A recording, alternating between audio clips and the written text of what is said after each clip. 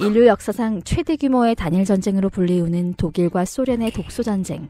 독소전쟁은 총합 6천만 명이 넘었던 군인들이 싸운 규모에 홀로코스트 등의 인종차별 문제와 이념 문제까지 더해져 매우 참혹하게 전개되었고 역사상 유례가 없는 총력전으로 인해 2차 세계대전 전체 인명피해의 절반가량을 차지하기도 했습니다.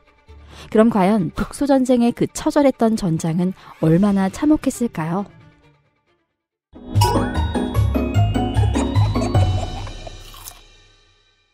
(1941년 6월 22일) 새벽 독일은 독소 불가침 조약을 일방적으로 파기하고 소련을 기습 공격했습니다. 바로 독소전쟁의 시작이었던 것이죠.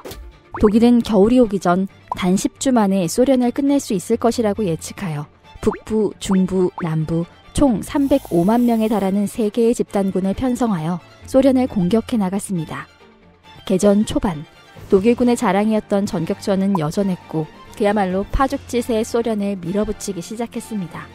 핀란드 또한 소련에게 빼앗긴 땅을 수복하고 원수를 갚기 위해 추축국으로 합류했으며 북부 집단군과 핀란드군은 이윽고 레닌그라드를 포위하기에 이릅니다. 그리고 중부 집단군은 민스크와 스몰란스크를 돌파해 결국 소련의 수도 모스크바 근처까지 접근하는 쾌거를 이루었는데요. 하지만 모스크바 침공을 앞두고 러시아 특유의 가을 장마 라스푸티차가 시작됐고 진흙탕을 떠나 아예 진흙늪이 된 길을 지나가야 했던 독일군은 진격에 상당한 차질이 생겼습니다. 이후 독일군은 어찌어찌 모스크바를 침공할 준비를 겨우 마쳤지만 결국 죽음의 겨울이 다가왔습니다. 소련의 겨울은 독일군에게 너무나도 혹독했습니다. 총은 아예 얼어붙어 방아쇠를 당기기도 어려웠으며 윤활유가 굳어버려 차량은 그대로 멈춰섰습니다.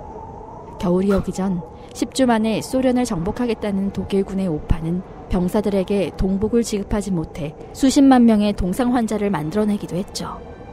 심지어 당시 독일 병사들이 겨울을 버티는 유일한 희망은 소련군 병사를 그 시신에서 동계 방한복을 벗겨내 입는 것이었습니다. 독일군이 이런 최악의 상황을 겪고 있는 와중에 소련군은 자신들의 수도인 모스크바만은 반드시 지킨다는 굳은 결의를 가지고 전투에 임하게 되었습니다. 소련은 수십만 명 이상의 모스크바 시민들을 동원해서라도 도시를 요새화하고 각종 진지를 구축했죠.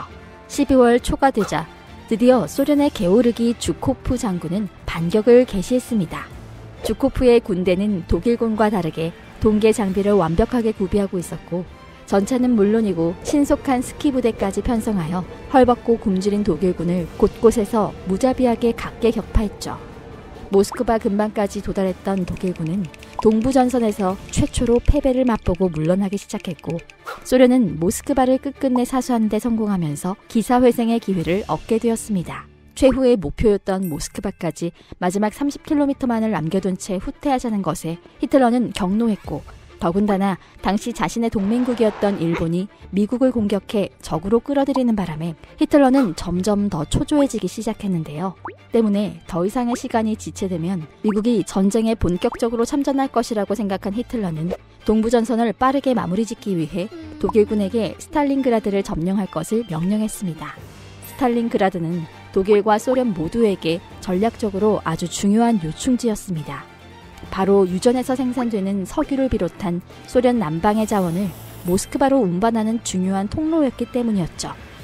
그래서 독일은 스탈린그라드를 점령하고 운반 통로를 차단하여 소련의 경제를 무력화할 것을 전략적 목표로 삼고 있었습니다. 반대로 스탈린그라드는 당시 소련의 서기장이었던 스탈린의 이름인지라 소련에서 어마어마한 상징성을 갖고 있었고 상당히 규모가 컸던 산업도시이자 40만 명이 넘는 많은 인구가 살고 있는 대도시였습니다.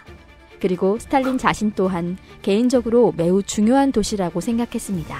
바로 러시아의 공산주의 혁명 당시 그가 직접 싸우고 탈환해낸 도시였기 때문이었죠. 1942년 8월 말 독일의 폭격기들이 스탈린그라드를 공습했고 도시는 완전히 불바다가 되었습니다.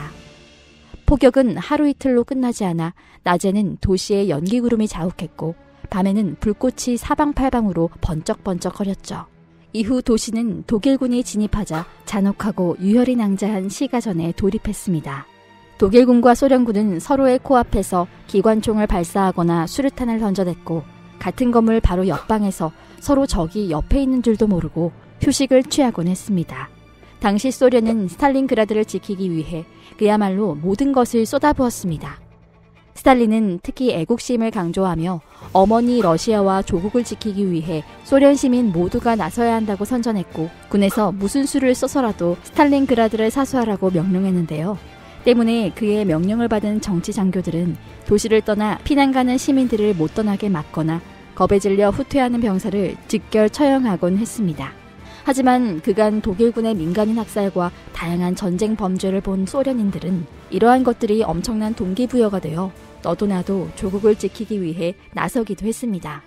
특히 자신이 살던 고향을 파괴하러 온 침략군에 맞서기 위해 남녀노소 불문하고 모두가 전쟁에 참여했는데요. 이 당시에 100만 명 이상의 소련 여성들이 자원에서 여군으로 동원되기도 했습니다. 이들은 단순히 지원부대뿐만이 아니라 저격수, 전차병, 조종사 등 최전방 전투병과에 배치되어 남자 군인들을 뛰어넘는 맹활약을 보이기도 했죠. 하지만 이런 소련의 노력에도 불구하고 이후 독일군은 공군과 포병의 압도적인 화력에 힘입어 스탈린그라드의 90% 이상을 장악했고 도시 점령에 완전히 성공하는 듯 했지만 그들은 더 이상 진격의 힘을 내지 못했습니다. 그것의 이유는 바로 죽음의 겨울이 다시 한번 다가오고 있었기 때문이었습니다. 소련은 스탈린그라드 전투에서 계속해서 독일에게 맞는 것처럼 보였지만 실은 1942년의 겨울에 맞춰 대규모 반격을 준비하고 있었습니다. 스탈린그라드의 병력들은 다가오는 겨울을 위해 시간을 벌고 있었던 것이었죠.